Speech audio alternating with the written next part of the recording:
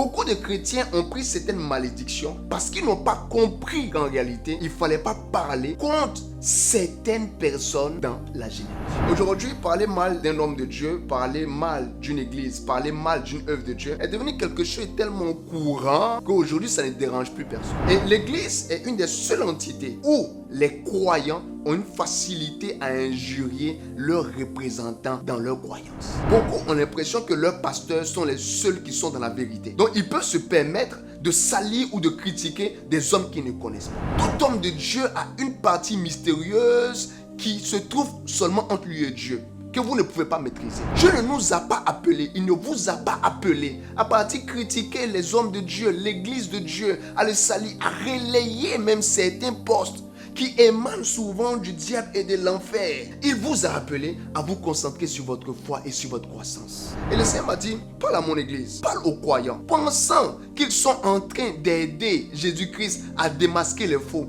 Ils sont en train de créer un mélange qui est en train d'engendrer la perte de la foi de beaucoup de personnes. Une église qui est détruite, un homme de Dieu qui est sali, n'apporte jamais rien de bon au corps du Christ. C'est pour cela que Jésus-Christ même ne vient pas exposer sur la toile les méfaits ou les erreurs de ses serviteurs.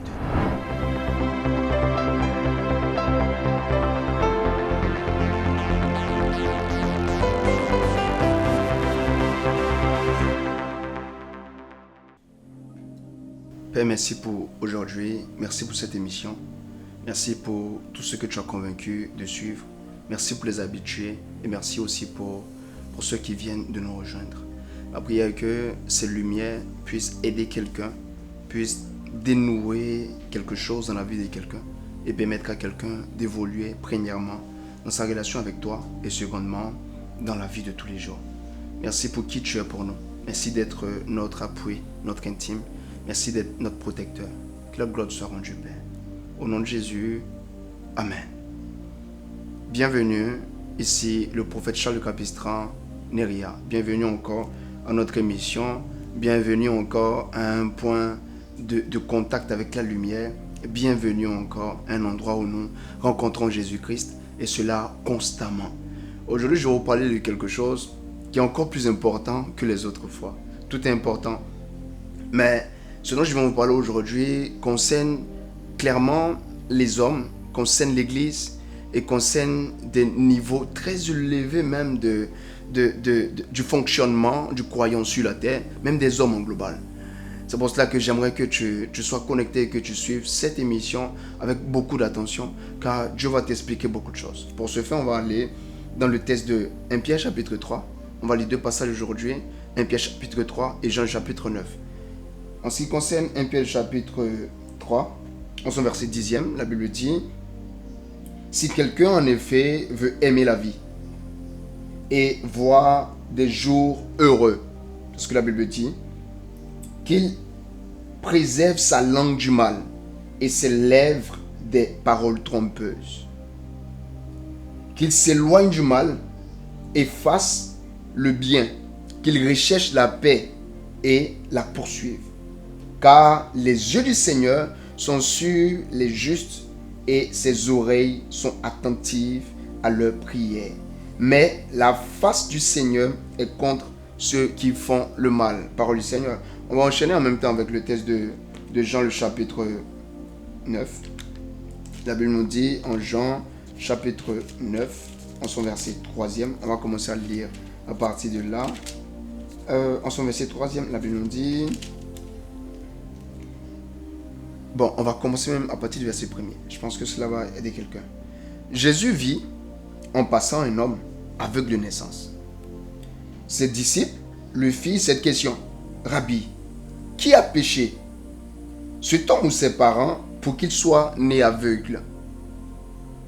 Jésus répondit, « Ce n'est pas que lui ou ses parents aient péché, mais c'est afin que les œuvres de Dieu soient manifestées en lui. » Amen.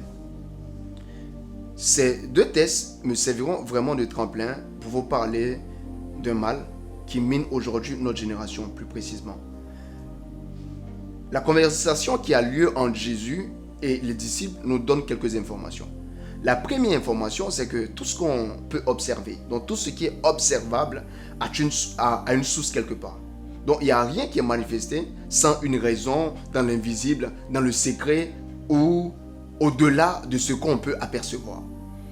Les apôtres et Jésus sont en train de passer quelque part. Ils voient un homme. Cet homme, il est aveugle de naissance. Quelqu'un pourrait dire, oh non, c'est le hasard. Il y a peut-être quelque chose qui a mal tourné. Eux, ils se tournent vers Jésus et ils disent à Jésus, mais maître, quant à cet homme-là, c'est lui qui a péché ou ce sont ses parents pour qu'il soit né comme ça? Et Jésus donne une réponse. Mais je veux un peu m'accentuer sur la question des apôtres parce que cela révèle une dimension très poussée dans le règne spirituel. La première information, c'est qu'on peut avoir des choses, des difficultés qu'on rencontre dans la vie parce que nos parents ont commis certaines erreurs dans le passé. C'est la première information. Parce que s'ils arrivent à poser la question, est-ce que ce sont ses parents ou lui? Ça veut dire tes parents, au travers de leurs attitudes, de leurs actes du passé, peuvent faire peser sur toi des choses qui vont te compliquer la vie sur la terre des hommes. La seconde dimension, c'est est-ce que c'est lui? Cela reviendrait à dire que nos actions, les actes qu'on pose tout le temps, peuvent être des entraves à notre progression dans la vie. On peut être victime de cécité parce qu'on a posé des actions qui nous ont condamnés dans le règne spirituel. C'est ce que les apôtres sont en train de révéler ici au travers des questions. C'est vrai que Jésus-Christ dit, en ce qui concerne lui, c'est pas ça, mais il y a aussi ces cas. Et la chose dont je vais parler aujourd'hui se retrouve encore dans 1 Pierre, le chapitre 3. L'apôtre Pierre est en train d'expliquer comment faire pour pouvoir vivre en bon état sur la terre. Il dit, si quelqu'un veut aimer la vie et avoir des jours heureux, la première des choses que cette personne doit faire, c'est que cette personne doit apprendre à faire attention à sa langue. Il doit faire attention à sa langue. Parce qu'il y a des péchés qui se rattachent ou qui sont rattachés à la langue. Ce que tu dis te condamne. Matthieu chapitre 12, le verset 37. Ce que tu dis aussi peut te libérer. Matthieu chapitre 12, le verset 37. Et plusieurs personnes se sont condamnées à des sentences, cela sans s'en rendre compte. La raison est quoi? Nous sommes dans une génération où beaucoup de personnes ont l'impression que la capacité de parler signifie autorisation de parler. On s'est levé, on a dit beaucoup de choses sur certaines choses qu'on ne maîtrisait pas et ça nous a causé certains blocages dans la suite de nos vies. Et quand je parle de ça, je parle même de l'habitude que beaucoup de personnes ont de parler mal à certaines entités sur la terre des hommes. Je vais vous dire quelque chose en tant que prophète. Je ne vous mens pas, je vous dis clairement la vérité. Une des choses que vous devez comprendre dans la vie, et si vous voulez vraiment bien vivre, c'est que tout dans la vie n'est pas quelque chose que vous devez toucher. Et tous dans la vie ne sont pas des personnes sur lesquelles vous devez parler. Parce que le règne spirituel est un royaume plus ordonné que la plus grande armée que vous connaissez. Beaucoup de chrétiens ont pris certaines malédictions parce qu'ils n'ont pas compris qu'en réalité, il ne fallait pas parler contre certaines personnes dans la génération. J'ai vu beaucoup de croyants, beaucoup d'enfants de Dieu partir commenter ou parler mal de certaines œuvres de pères qui ne comprenaient pas. Aujourd'hui, parler mal d'un homme de Dieu, parler mal d'une église, parler mal d'une œuvre de Dieu est devenu quelque chose de tellement courant qu'aujourd'hui, ça ne dérange plus personne. Et l'église est une des seules entités où les croyants ont une facilité à injurier leurs représentants dans leurs croyances. Parce que les 5 dons du ministère font partie intégrante de la part mystique, du corps mystique de Jésus-Christ. Si vous ne savez pas, la Bible dit, il a donné aux uns d'être pasteurs, d'être apôtres, d'être docteurs, d'être évangélistes et enseignants pour le perfectionnement des saints. Et si vous avez une facilité à injurier et à salir ceux qui doivent vous distiller le perfectionnement au travers de leur action, vous devez savoir que vous limitez aussi dans vos destinées. Combien de personnes se sont arrêtées de courir parce qu'ils pensaient que la force qui leur donnait de courir était une force qui venait de leur chair? Si Dieu devient la personne qui s'oppose à toi, comment est-ce que tu vas progresser si Dieu devient ton adversaire? Et vous pensez que le fait de participer à l'œuvre destructrice du diable était quelque chose qui était vu par le ciel ou par Dieu comme rien où Dieu ne sanctionnait pas. C'est une erreur que beaucoup n'ont pas compris. C'est la raison pour laquelle beaucoup tombent dans des péchés. C'est la raison pour laquelle beaucoup n'arrivent plus à progresser selon la lumière du Christ. C'est la raison pour laquelle beaucoup, même dans l'église, ne connaissent pas de croissance spirituelle. Craindre le Seigneur, c'est aussi respecter l'ordre qu'il a établi. Et la Bible a dit, Dieu a établi premièrement dans l'église des apôtres. Si vous n'avez pas du mal, ou si vous n'avez pas, une crainte à salir des apôtres, des gens que Dieu a donnés, vous devez savoir que vous allez recevoir les sanctions. Et aujourd'hui, ça devient un peu comme un évangile à avoir, une attitude à avoir. Chacun se lève parce que cette personne a la possibilité de prendre un téléphone et de commenter des choses sur les réseaux. Chacun se lève sans crainte et chacun parle.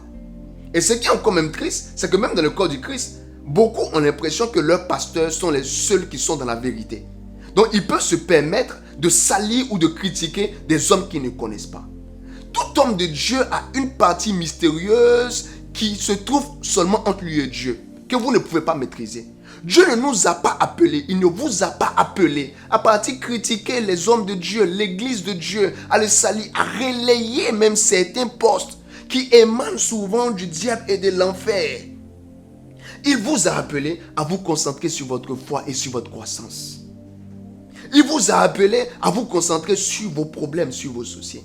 Un jour, l'apôtre Paul était en train de poser des questions à Jésus quant à un autre disciple. Jésus s'est retourné et lui a dit, hey, si je veux que lui là, il reste jusqu'à ce que je revienne, toi c'est pas ton problème. Mais concentre-toi sur la croix que je t'appelle à porter et sur la mission que je t'ai donnée. Une des raisons pour lesquelles il y a trop de distractions dans l'église en notre génération, c'est que des gens vont faire des choses que Dieu ne leur a pas demandé. Le ministère de l'autre, c'est son ministère. Ton ministère à toi, c'est ton ministère. Le pasteur de l'autre, c'est son pasteur. L'œuvre de l'autre, c'est son œuvre. Toi, tu as quoi à avoir dedans? Et le Seigneur m'a dit, parle à mon église. Parle aux croyants. Pensant qu'ils sont en train d'aider Jésus-Christ à démasquer les faux. Ils sont en train de créer un mélange qui est en train d'engendrer la perte de la foi de beaucoup de personnes. L'apôtre Paul était en train de dire, les discours vains et tout ça, ça tue la foi. Ça ne sert pas aux croyants et aux justes. Mais est-ce qu'aujourd'hui, c'est ce qu'on fait dans l'église? Est-ce que c'est ce qu'on fait au milieu de nous? Est-ce que c'est ce qui est pratiqué? Je me rappelle, il y a quelque temps en arrière, je voyais sur les réseaux sociaux. Vous voyez que je n'y suis pas assez en train d'observer, mais je voyais comment est-ce qu'une église entière était en train d'être taillardée. Et le jour où j'ai vu la vidéo, le Saint-Esprit m'a dit, tu sais pourquoi est-ce que cette église est en train d'être attaquée autant? C'est parce que cette église est en train de déranger la principauté qui gère la nation en question. Dieu m'a dit en fait, cette église est en train de déranger le système. Et comme au temps de Jérémie, ils sont en train de prendre la phase de détruire par la langue. La Bible dit en Jérémie, ils se sont assemblés et ils ont dit, allons et détruisons-le par la langue. Et quand ils ont soulevé cette persécution, je voyais beaucoup de croyants mal affermis, de croyants qui ne comprenaient rien, commencer à soutenir ça partout. Écoutez, une église qui est détruite, un homme de Dieu qui est sali, n'apporte jamais rien de bon au corps du Christ.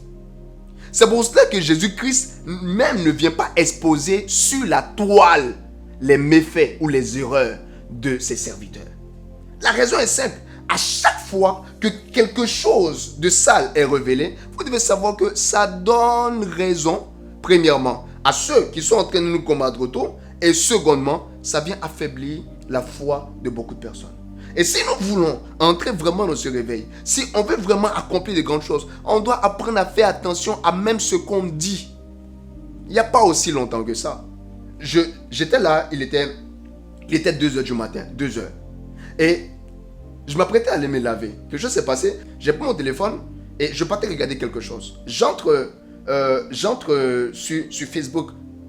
Ça doit être ça, Facebook. J'entre, immédiatement, je vois en fait une émission. Et bizarrement, je ne suis pas.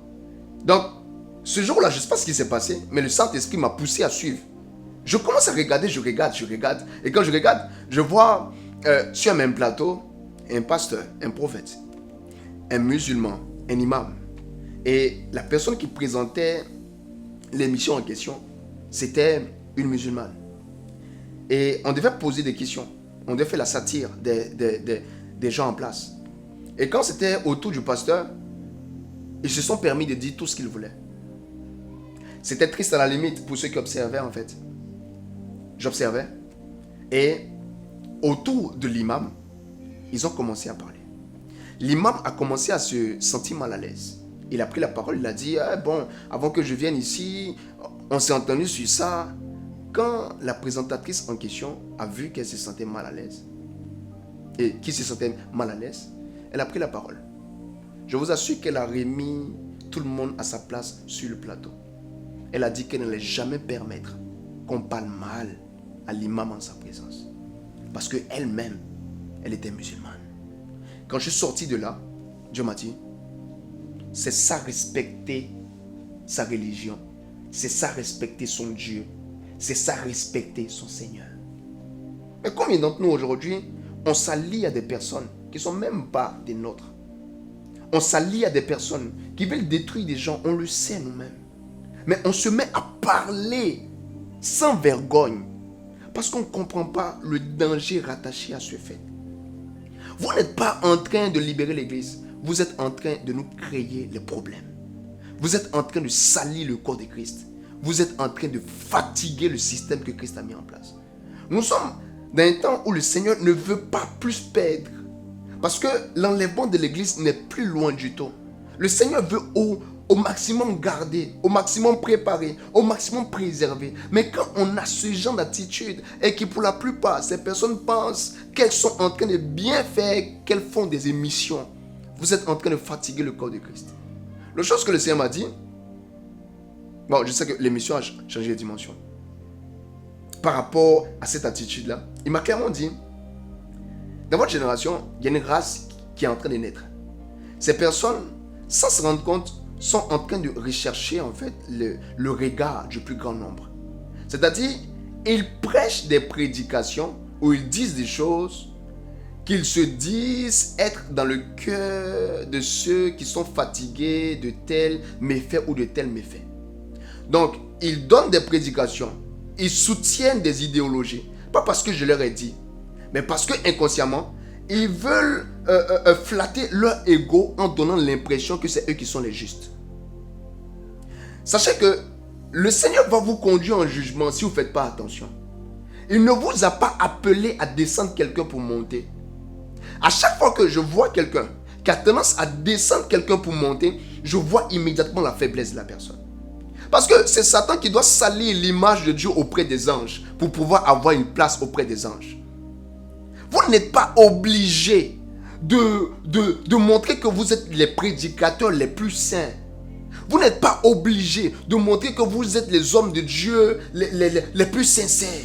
Oh non, c'est vous qui n'aimez pas les honneurs. Non, c'est vous qui n'aimez pas la gloire. Si vous n'aimez pas la gloire, restez dans votre coin et continuez à ne pas aimer la gloire. Ne venez pas fatiguer ceux qui aiment la gloire. Et au travers de certaines attitudes, vous jetez du discrédit sur le corps du Christ. La raison est toute simple. Vous ne comprenez pas qu'en le faisant, vous fragilisez au lieu de construire. Dieu nous appelle à avoir une vision apostolique. Cette vision apostolique est une vision qui va permettre une action puissante du Saint-Esprit dans notre nation et dans la génération.